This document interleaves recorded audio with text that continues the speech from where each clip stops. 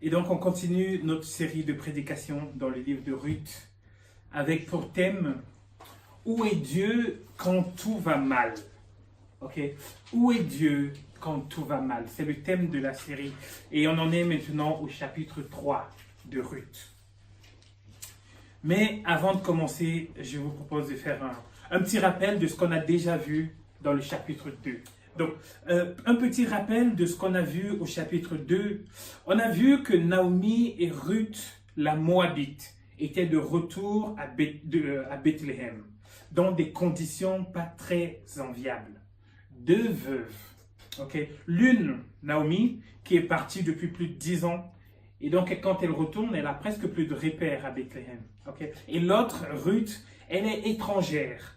Okay? Et on peut dire que leur avenir est plus que flou. Et pourtant, il se trouve que, comme tout ce livre nous l'apprend, Dieu est souverain. Dieu contrôle toutes les situations. Lorsqu'elles sont joyeuses, Dieu est au contrôle. Lorsqu'elles sont tristes et tragiques, il est toujours au contrôle. Dieu est souverain et je l'ai déjà dit plusieurs fois, c'est rassurant. D'accord? C'est rassurant de savoir que Dieu est souverain. Au début du chapitre 2, on voit Ruth qui va chercher de quoi manger pour elle et sa belle-mère. Et au verset 3, il est dit, il se trouva par hasard que la parcelle où elle était allée appartenait à Boaz. Il se trouva par hasard que, ça nous montre l'action secrète, discrète, mais puissante et efficace de Dieu. Il se trouva par hasard. Vous savez, la Bible n'a pas de problème avec le mot hasard. Okay? Mais ce qu'elle dit, c'est que derrière le hasard, c'est Dieu qui agit. D'accord? Ruth, souvenez-vous que Ruth est une Moabite. Et jusqu'à présent, à chaque fois qu'on parle d'elle, on parle d'elle pas juste comme étant Ruth, une personne. On dit Ruth la Moabite. D'accord? C'est Ruth, elle est toujours ramenée à son côté étranger. Elle est toujours, quand on parle d'elle, on la qualifie toujours par la chose la moins glorieuse de sa personne. Et c'est à dessein. C'est pas, comment on dirait? C'est pas anodin, c'est pas anodin. C'est intentionnel qu'on l'appelle Ruth la Moabite. Parce que Ruth est issue d'un peuple, Ruth vient d'un peuple issu de l'inceste. Et donc un peuple disqualifié spirituellement. Ils adorent une idole, Kémosh, une idole à qui on fait des sacrifices d'enfants. Et donc de ramener Ruth à chaque fois à son statut de Moabite, de moins que rien, elle est plus bas que terre. C'est pour faire le contraste avec la gloire, avec la grâce qui va être déversée sur elle plus tard. Boaz, c'est un homme riche et puissant. Il est très spirituel et c'est un homme généreux. On a vu l'autre jour, c'était le beau gosse de Bethléem. Naomi, il faut remarquer aussi, depuis leur retour à Bethléem, Naomi est triste. Okay? Elle est sans espoir. Elle demande que Naomi veut dire ma gracieuse, mais elle dit non, ne m'appelez plus ma gracieuse, ne m'appelez plus belle, appelez-moi amère. Okay? Elle est triste, elle broie du noir. Elle dit que la main de l'Éternel s'est étendue contre elle. Elle ne fait plus aucun plan parce qu'elle n'a plus aucun espoir.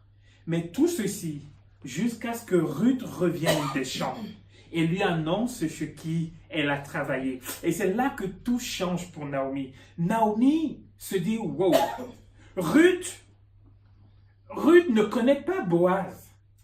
Encore moins la plantation de Boaz. Si les choses se sont passées comme ça, c'est certainement parce que Dieu est au contrôle. De se rappeler, de se souvenir que Dieu est souverain et qu'il est au contrôle, ça change les perspectives pour Naomi. Elle qui se laissait mourir, désormais va avoir des projets. Okay? Et si on retrouve Naomi là et qu'on lui demande où est Dieu lorsque tout va mal, mes amis, je pense que sa réponse serait « Il est toujours là ». Et il gère grave. De savoir que Dieu est toujours au contrôle change les choses pour Naomi. Elle était assise et sans espoir, elle se laissait mourir. Mais désormais, elle va faire des projets. Elle va faire des plans. Un plan, non pas pour elle, mais un plan pour sa belle-fille. Pourquoi? Parce que Boaz, comme elle a dit à Naomi, à Ruth, dans le chapitre 2, elle a dit à Ruth, Boaz a le droit de rachat. Ok. J'ai intitulé la prédication d'aujourd'hui, le rapprochement. Ok. Le rapprochement, bien entendu, entre Ruth et Boaz. Lisez avec moi le chapitre 3. Parole de Dieu. Ah, belle histoire, hein? Le rapprochement. Premier chapitre, où est Dieu lorsque tout va mal? Deuxième chapitre, une rencontre guidée par Dieu. Et troisième chapitre, le rapprochement.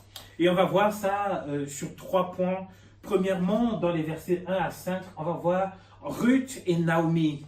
Et c'est la stratégie, ok? C'est le conseil.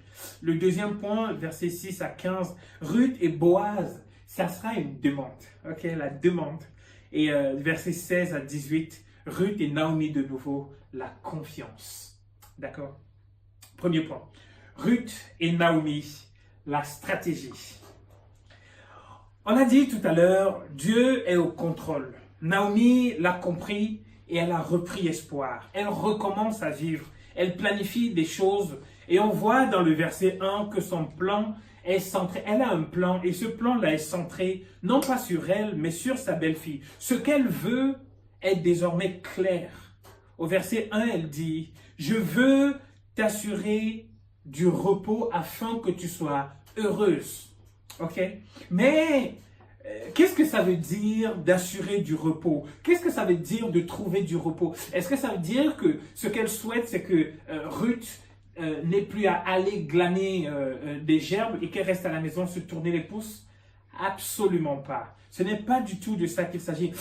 On a un indice de ce que c'est que le repos. On trouve un indice dans le chapitre 1, au verset 9. Écoutez ce qui est dit. Lorsque Naomi essaie de convaincre ses belles-filles de retourner, de rester chez elle à Moab, elle leur dit que l'Éternel fasse trouver à chacune du repos dans la maison d'un mari.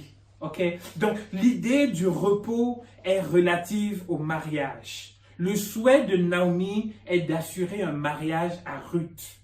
Les choses étaient tellement bien codées à cette époque-là. La dernière fois, je vous ai dit, j'ai parlé de l'idée de glaner, j'ai parlé de cette excellente idée de sécurité sociale que Dieu avait instituée pour les pauvres, pour les veuves, pour les migrants, pour les orphelins. Ils avaient le droit d'aller glaner, d'aller récupérer les gerbes abandonnées ou alors qui traînaient au bord des plantations, pour pas qu'ils meurent de faim. Mais aussi, Dieu avait codifié la vie des personnes veuves, la vie des familles, de telle sorte que il y avait sur les proches parents une sorte de responsabilité mutuelle. C'est-à-dire que lorsque une personne était morte sans avoir de descendance, alors sans avoir d'héritier, c'est-à-dire un garçon, alors un proche parent pouvait prendre sa femme, la veuve, comme épouse afin d'assurer une descendance, de garder la lignée, de préserver la lignée du défunt. Okay? C'est de ça qu'il est question lorsqu'on parle de la loi du rachat. Et là, il faut qu'on comprenne quel est le sens de cette loi. Pourquoi est-ce que cette loi-là donne de l'espoir et de la joie à Naomi? Dans la société israélite, plusieurs responsabilités, comme je l'ai dit, incombaient aux proches parents. Il y avait le rachat des propriétés, c'est-à-dire qu'on ne pouvait pas vendre une propriété de façon définitive en dehors de la parenté. D'accord? Je te vends, si je deviens pauvre, je te vends ma propriété, mais quelqu'un de ma famille a le droit de venir racheter la propriété. Et pareil aussi, c'est ce qui se passait avec les veuves. Ça s'appelle la loi du Lévira. Si vous voulez lire dans Deutéronome 25, les versets 5 à 10, vous trouverez des informations par rapport à ça. Tout le monde n'acceptait cependant pas d'assumer un tel engagement, okay? Parce qu'il y avait une sorte de pression financière. Ça demandait une pression financière parce qu'il fallait pouvoir racheter les terres, c'est-à-dire je donne de mon argent pour récupérer la terre et éventuellement la veuve de la personne. Tout le monde n'était pas prêt à le faire. Okay? Et aussi, il y avait peut-être un engagement émotionnel parce que les personnes qui disent bah, non, je ne veux pas m'engager émotionnellement. Bon, voilà. Naomi voit désormais en Boaz un potentiel racheteur. L'idée du rachat, c'est la rédemption. Okay? Quand on dit que Christ est notre rédempteur, ce que Christ fait pour nous, c'est exactement ce que on demande à Boaz de faire ici. C'est exactement ça que Naomi voit en Boaz ici. Elle voit en lui un potentiel rédempteur. Et c'est pour cela que le chapitre 2 s'ouvre en introduisant Boaz et en précisant qu'il est de la famille d'Elimelech. D'accord? La stratégie dans les versets 3 et 5. Alors, très certainement, il s'est passé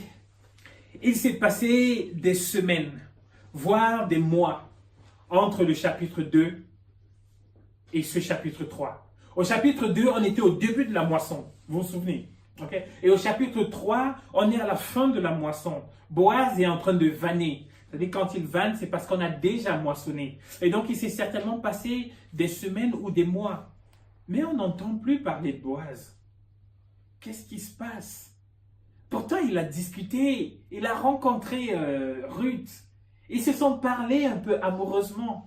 Qu'est-ce qui se passe? Plus de nouvelles. Est-ce qu'il a juste flirté avec elle et il est parti en se disant « Non, c'est bon, finalement, elle ne m'intéresse pas » et il passe à autre chose? Absolument pas. Et on peut imaginer les discussions entre Ruth et Naomi autour du feu le soir. Ruth qui demande à Naomi si elle pense que Boaz s'intéresse encore à elle. Et Naomi qui demande à Ruth, enfin qui dit à Ruth pour la rassurer, oui, tu as vu comment tu es belle, certainement, forcément il se souvient de toi, forcément il pense encore à toi. Ok? Elle est inquiète et peut-être Naomi essaie de la rassurer. Et finalement, il faut faire quelque chose. Et la personne qui a la stratégie de ce qu'il faut faire, c'est Naomi. Naomi a de l'expérience et elle va mettre son expérience au service du bonheur de sa belle-fille. Le but de la stratégie est de rappeler à Boaz son devoir de rachat. Et la stratégie elle-même consiste en 3 points. Premier point. Le premier point, c'est l'apparence. D'accord? Naomi va dire à Ruth, elle va lui dire, lave-toi. Lave-toi et mets de nouveaux habits. Ok? Naomi propose à Ruth de se montrer sur son meilleur jour. Certainement, Boaz a toujours vu Ruth sale, dégoulinante de sueur. Et maintenant, il faut qu'elle mette toutes les chances de son côté. Il faut qu'elle sente bon. Il faut qu'elle soit présentable.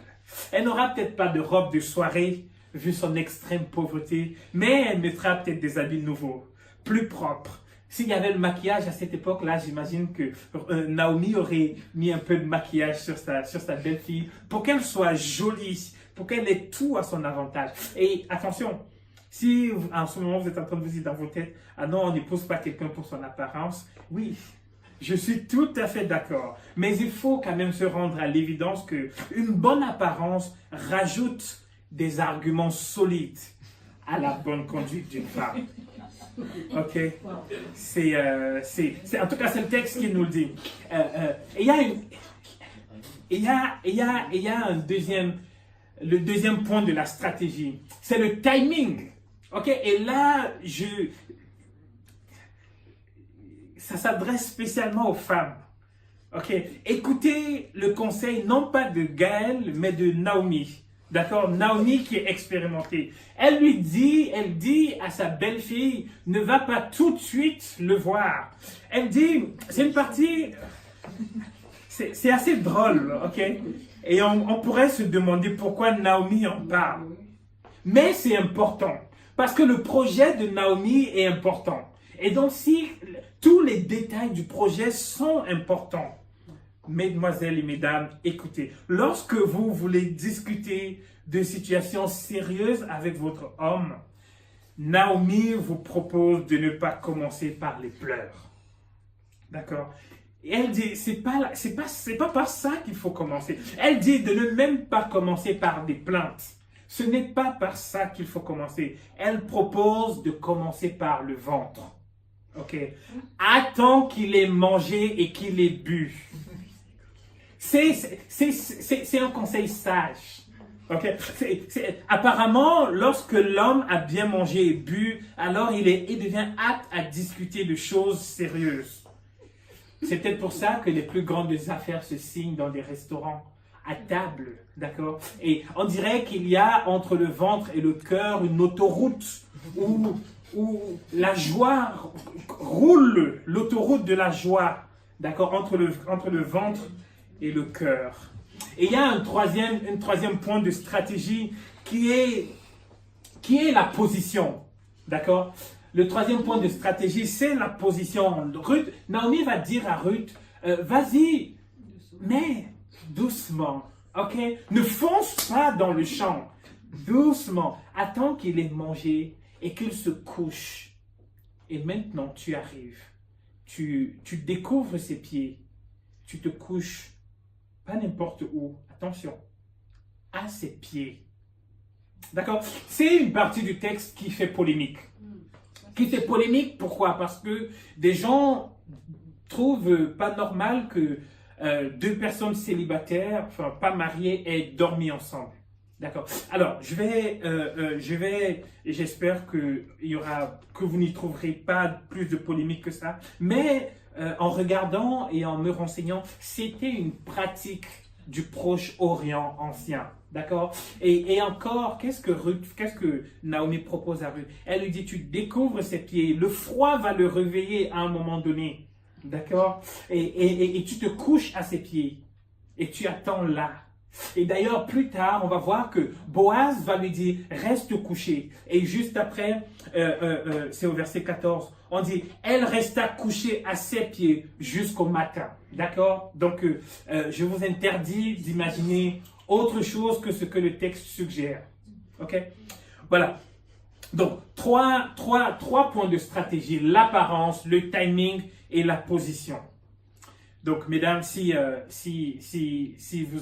vous croyez à Naomi, n'hésitez pas à penser au timing, à l'apparence, la position. Bon, on n'est plus à cette époque-là, mais le timing et l'apparence sont des choses qui peuvent marcher encore aujourd'hui.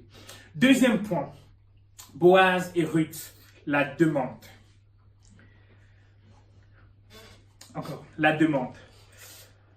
Aux femmes mariées,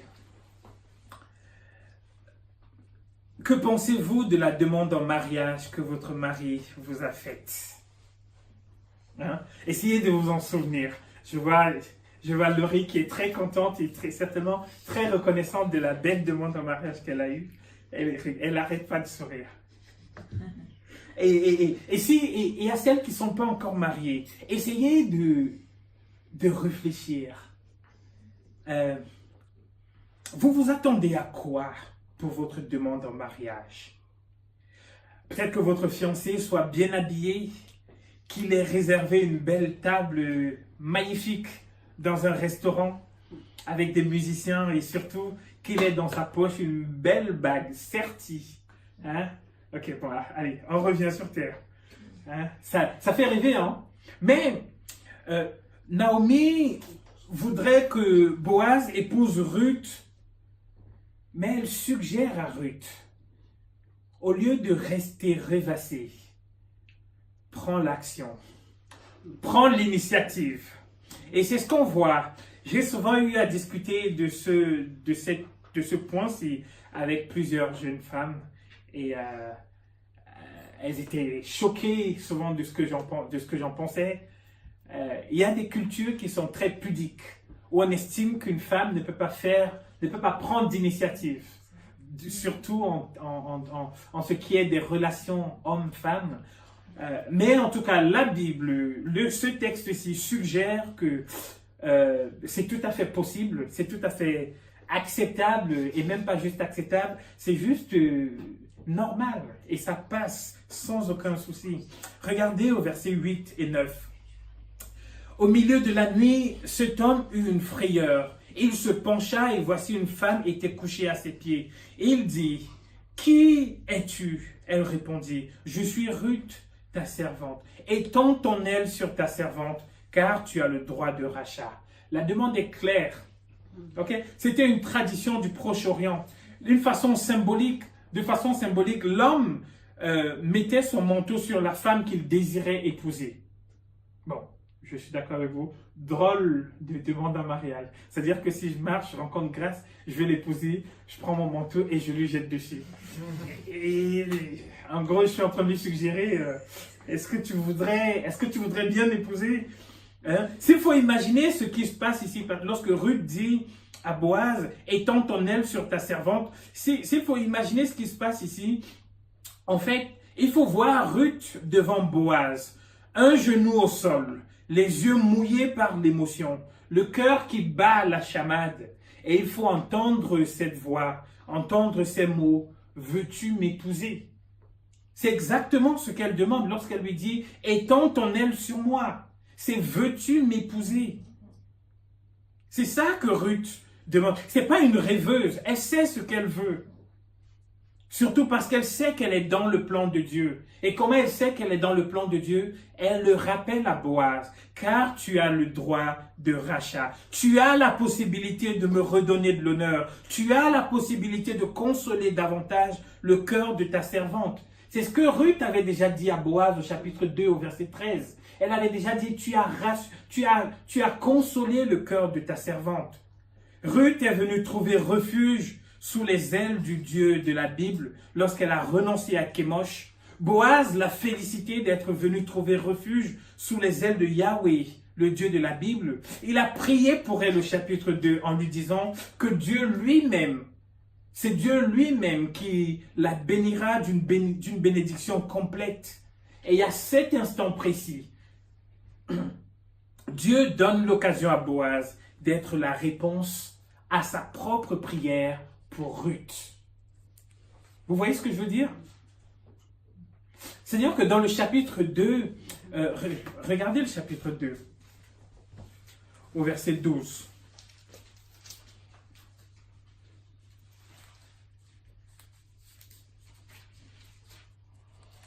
Que l'Éternel te rende ce que tu as fait et que ta récompense soit entière de la part de l'Éternel, le Dieu d'Israël, sous les ailes duquel tu es venu te réfugier. D'accord? Il lui dit que c'est l'Éternel qui te bénira de façon complète. Il prie ça pour Ruth. C'est sa prière pour elle. Mais parce qu'il a prié ça pour elle, Dieu lui donne l'occasion d'être le canal de bénédiction, d'être l'exaucement à la prière de Ruth. Boaz sera l'outil de bénédiction de Dieu. Et c'est assez intéressant parce que je pense qu'on devrait, chacun de nous, lorsqu'on prie pour quelqu'un, voir comment nous-mêmes pouvons être la réponse à la prière de cette personne. Je veux dire que si vous pensez à cette personne qui a des galères financières en ce moment et que vous priez pour cette personne, est-ce que vous vous demandez, par exemple, comment vous pourrez être un canal de bénédiction pour lui? Un exaucement à la prière que vous dites pour lui? Ou alors vous priez pour que quelqu'un d'autre soit le canal de bénédiction pour lui? Si vous priez pour quelqu'un qui est seul, qui vit des temps de solitude intense, peut-être que vous pourrez songer à l'inviter chez vous, à l'appeler au téléphone, à passer du temps avec la personne pour être un canal de bénédiction pour la personne.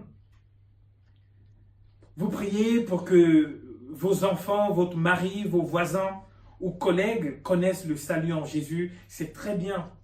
Et si vous les invitiez au culte, par exemple, vous seriez un canal de bénédiction pour eux. Et si vous leur offriez une Bible, ce serait une façon d'être un moyen de bénédiction pour eux. Et si vous leur proposiez d'étudier la Bible une fois par semaine avec eux, ce serait encore un moyen, d'être la réponse de Dieu à cette prière pour eux. En tout cas, Boaz est appelé ici à être une réponse à sa propre prière pour Ruth. Et il a le droit de rachat et il devra être pour Ruth le symbole de ce à quoi ça ressemble d'être racheté par Dieu. La réponse de Boaz dans les versets 10 et 16. On voit la réponse déjà dans les versets 10 à 13. Et il y a une chose, s'il y a une chose qu'on peut reprocher à Boaz jusqu'à présent, regardez dans le verset 10. Boaz dit, « Sois bénie de l'Éternel, ma fille. » Ah, s'il y a une chose qu'on pourrait reprocher à Boaz, c'est le fait qu'il continue d'appeler Ruth ma fille. Elle te demande un mariage. Tu pourrais l'appeler ma chérie. Hein? Tu pourrais l'appeler mon caramel sucré. Hein? Il est toujours en train de... Il dit ma fille. Et en fait, c'est pas faux. Ok? Parce que ce qui se passe, c'est que Boaz a plus de 45 ans. Ok? Et on imagine Ruth qui doit avoir la vingtaine. Ou trop la trentaine. D'accord? Et c'est pour ça qu'il dit ma fille. Sa réponse à la demande de Ruth va être... déjà, ce qu'on peut remarquer, c'est que premièrement, il bénit Ruth. Que sois bénie de l'Éternel, ma fille. Moi, je suis impressionné parce que jusqu'ici, Boaz commence toujours ses phrases par des bénédictions. Okay? On l'a vu au chapitre 2, au verset 5, il me semble. Il arrive dans sa plantation et nous, on dit bonjour quand on arrive. Non, le gars, il arrive, que l'Éternel vous bénisse. Ok, c'est exceptionnel. Et là, ici encore, première phrase, entrer en matière avec Ruth. Sois bénie, ma fille. C'est un homme il est spirituel. Et sa réponse à la demande de Ruth ça va être des louanges premièrement à l'égard de Ruth. Il dit, ce dernier trait témoigne encore plus en ta faveur que le premier, car tu n'as pas recherché des jeunes gens, pauvres ou riches. En parlant du premier trait, qu'est-ce que c'est que le premier trait? En fait, il est en train de parler de ce qu'on voit dans Ruth chapitre 2 au verset 11. Je lis. Boaz lui répondit, « On m'a rapporté tout ce que tu as fait pour ta belle-mère depuis la mort de ton mari et comment tu as quitté ton père et ta mère et le pays de ta naissance pour aller vers un peuple que tu ne connaissais point auparavant. » C'est de ça qu'il est question quand il parle du premier trait qui était déjà respectable et noble. Ok, il parle de l'attachement, de l'amour, de la fidélité de Ruth pour Naomi et pour son défunt mari. Et en parlant du dernier trait, il dit ceci. Il est en train de dire, jeune et certainement belle de ton état, de l'état de Ruth, elle aurait pu tout à fait aller à Bethléem et trouver un jeune homme, ce qui aurait été logique. Mais en lui demandant de l'épouser, elle montre que son attachement au Dieu de la Bible et au peuple du Dieu de la Bible est entier. Okay. Elle n'entre pas dans la foi pour chercher des choses qui lui plaisent et retirer les choses qui ne lui plaisent pas. Elle a décidé de faire confiance à Dieu et elle le fait de tout son cœur. Elle ne prend pas ce qu'elle veut et elle laisse ce qui ne lui convient pas. Et si vous vous dites, oui, mais bon, quand même, il est trop vieux pour elle. Ruth, elle a dit, oui, non, mais quand même, c'est Dieu qui veut les choses ainsi. Et elle a confiance. Parce qu'elle a déjà vu la bonté de Dieu, elle croit en lui, elle fait confiance. Et mes amis, c'est ça la foi. Croire des choses, croire en Dieu, croire Dieu sur parole, croire même lorsque la logique est inversée, croire même lorsque ce n'est pas comme ça que nous aurions fait les choses, croire même lorsque ça va à contre-courant de ce que la société propose et suggère. Chaque fois que vous avez une décision à prendre, chaque fois que vous devez faire quelque chose, la bonne question, c'est qu'est-ce que Dieu en pense? Okay. C'est qu'est-ce que Dieu en dit? Et pour savoir ce que Dieu en dit, où est-ce qu'on cherche ce que Dieu en dit? Dans sa parole. D'accord? Dans sa parole. Tout autre conseil est bien à condition que ça épouse et que ça aille dans le sens de la parole de Dieu. Le conseil de Dieu est plus sage que le conseil des amis. Le conseil de Dieu est plus fort que le conseil des parents. Je ne suis pas en train de dire qu'il ne faut pas demander conseil. Ce que je dis, c'est quels que soient les conseils des sages de ce monde. il faut s'assurer que ses conseils s'alignent sur le conseil de Dieu. Naomi avait dit à Ruth de faire tout ce que Boaz lui dirait de faire. Vous vous souvenez, hein? C'est à la fin du verset 5. Du verset 4, il me semble. Fais tout ce que... Ouais, au verset 4. Et il te dira lui-même ce que tu as à faire. Mais ici, regardez au verset 11. Et écoutez ce que Boaz dit. Maintenant, ma fille, ne crains point. Je ferai pour toi tout ce que tu diras. Ok? Les choses s'inversent. C'est Boaz accepte la demande en mariage de Ruth et il lui dit, moi je ferai pour toi tout ce que tu diras. C'est fort. Et pourquoi il ferait tout ce que Ruth dira? Honnêtement, je pose la question à toutes les personnes qui sont mariées. Est-ce que vous serez prêts à faire tout ce que votre conjoint vous demande de faire? Non. Ah. D'accord. Je m'attendais à cette réponse-là. Et moi aussi, je réponds absolument la même chose. Ma femme étant en face de moi, je réponds exactement la même chose. Je réponds, je sais pas, ok? Mais pourquoi lui, il peut dire, je ferai tout ce que tu me diras? Et pourquoi on peut dire à Ruth, fais tout ce qu'il te dit? Et il y a une condition préalable. Ok? Il y a une condition. Certainement, c'est à condition, vous feriez certainement tout ce que votre conjoint vous demande de faire, à condition que ce ne soit pas un fou qui demande des choses complètement insensées. Ok? À cette condition-là, je pense qu'on serait prêt à faire beaucoup de choses. Et c'est exactement pour cette raison-là que Boaz a confiance en Ruth. Et il sait que tout ce qu'elle demande ne sera pas insensé. Pourquoi? Comment il sait ça? La suite du verset 11 nous le dit. Maintenant, ma fille, je ne crains point, je ferai pour toi tout ce que tu diras, car toute la porte de mon peuple sait que tu es une femme vertueuse. Ruth est une femme vertueuse. L'amour qu'il commence à y avoir entre les deux ne suffit pas. En plus de l'amour, Ruth a un argument solide. Elle est une femme vertueuse. Mesdames, c'est ce verset que je vous ai envoyé le 8 mars, si vous vous en souvenez. En tout cas, que j'ai mis dans le groupe WhatsApp le 8 mars. C'est ma prière pour vous toutes.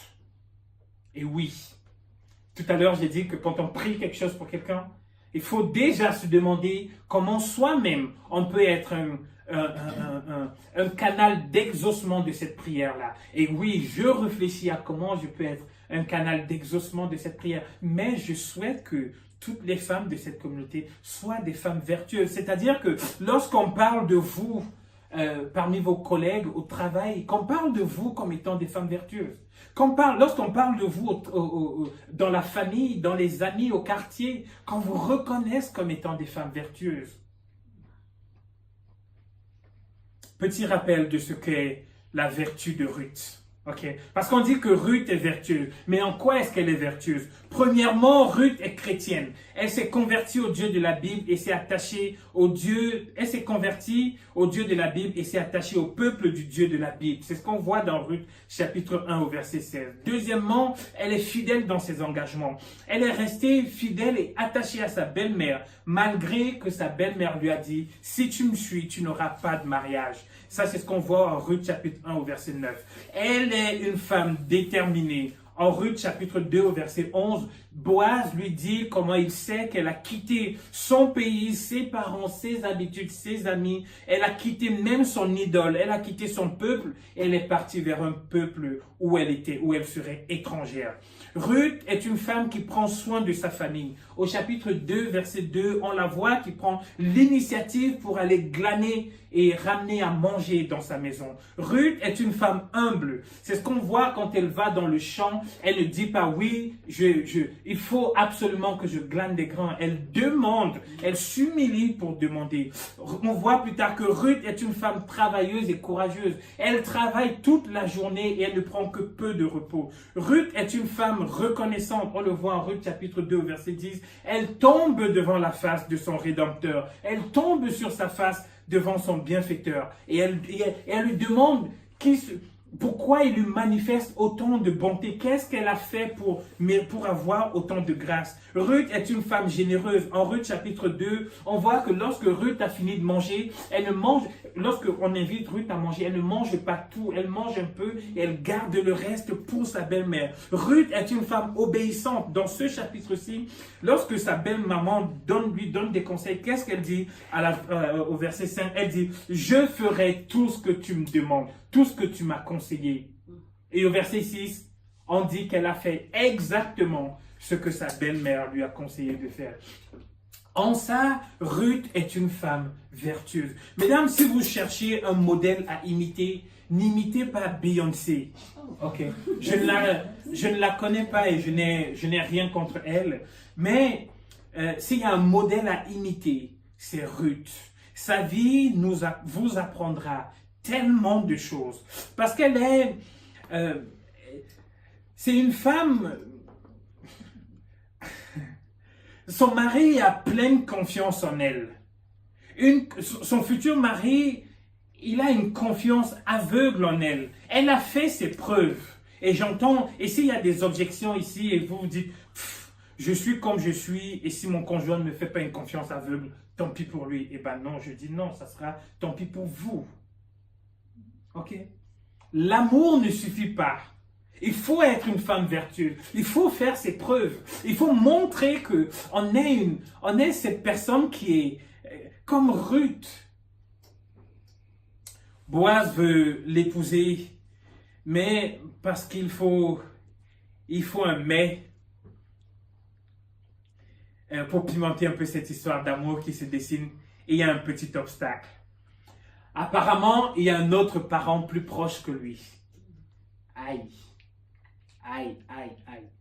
Et il y a une autre personne qui, dans l'ordre des priorités, vient avant Boaz.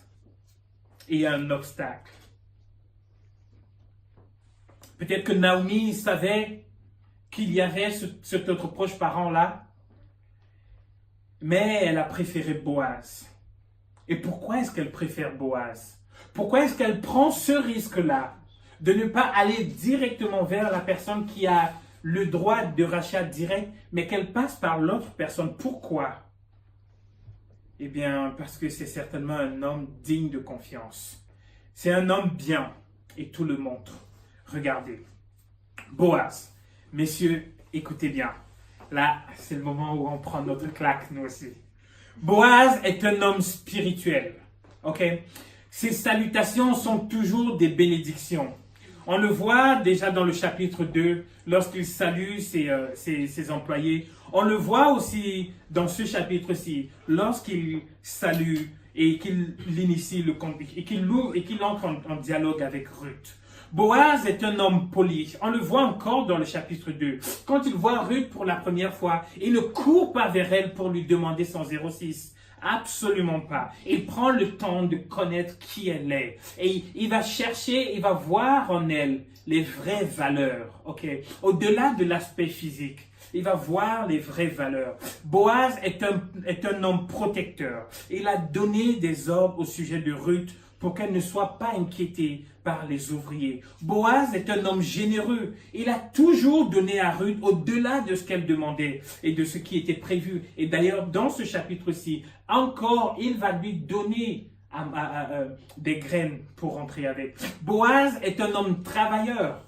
Il est vaillant. Il travaille toute la nuit. Il travaille toute la journée. Il vanne les récoltes. Ok, du matin au soir, tout seul. Et il dort dans le champ. C'est un homme courageux. Boaz est un homme honnête. Honnête, et comment est-ce qu'on voit ça? On le voit parce que c'est lui qui dit, c'est lui qui en informe Ruth du fait qu'il n'est pas prioritaire. Il ne saute pas égoïstement sur la proposition de mariage. Même, c'est-à-dire, imaginez tout le charme et toute la pression. J'imagine son cœur qui bat la chamade. Un homme vieux. Et cette belle jeune fille-là qui lui propose de l'épouser. Ah bah, il aurait pu sauter sur l'occasion de dire « Ok. » Mais absolument pas. Il veut faire les choses dans les règles de l'art. C'est un gentleman. Messieurs, si nous devons imiter quelqu'un, ça ne doit pas être Jay-Z, mais plutôt Boaz. Boaz est un homme vertueux. Il a en face de lui une femme vertueuse et il promet à Ruth de faire tout son possible dans le respect du protocole pour l'épouser. C'est un vrai homme. C'est un homme, un vrai. Et sa parole, il le dit, il dit, Dieu m'est témoin, je vais, demain, dans la journée, je règle cette histoire. Et comme d'habitude, il va gâter sa future belle-mère en lui envoyant de la nourriture. Ok. Et regardons, finissons avec le dernier point. Ruth et Naomi, c'est la confiance. Imaginez un peu la nuit de Naomi. Elle a dû se retourner dans son lit. Elle pense à sa belle-fille et elle se demande, est-ce qu'il a accepté? Est-ce qu'il a dit non? Et pendant qu'elle réfléchit encore, Ruth arrive au petit matin. Il fait encore noir. C'est pour ça qu'elle demande, c'est toi ma fille? Parce et il est dit qu'on ne pouvait pas encore distinguer qui est qui. Elle arrive. Et le verset 18 suggère que Ruth était peut-être un peu bouleversée. Elle était peut-être un peu inquiète. Elle ne sait pas si...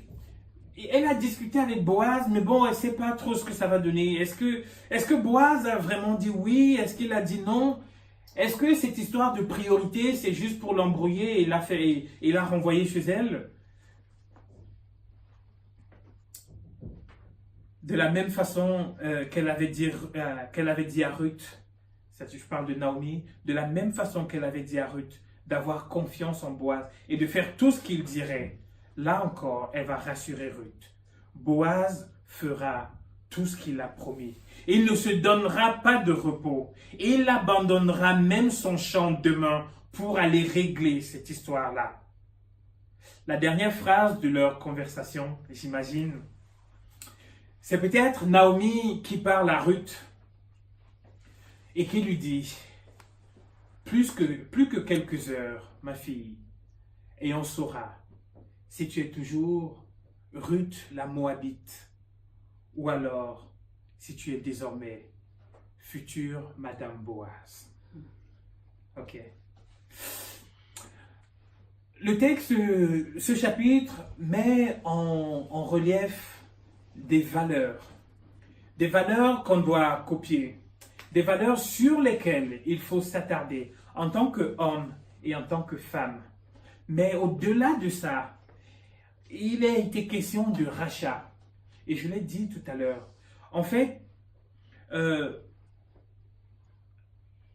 notion de rachat, Ruth va trouver du repos dans la maison de Boaz, mais c'est une coutume terrestre, d'accord, qui illustre une réalité plus grande, une réalité céleste, celle de l'œuvre de la rédemption accomplie par Dieu pour racheter ceux qui avaient besoin d'être délivrés de l'esclavage du péché. Boaz est donc une sorte de Christ, une image du Christ. Et pourtant le Christ, lui, il vient racheter en tant que frère.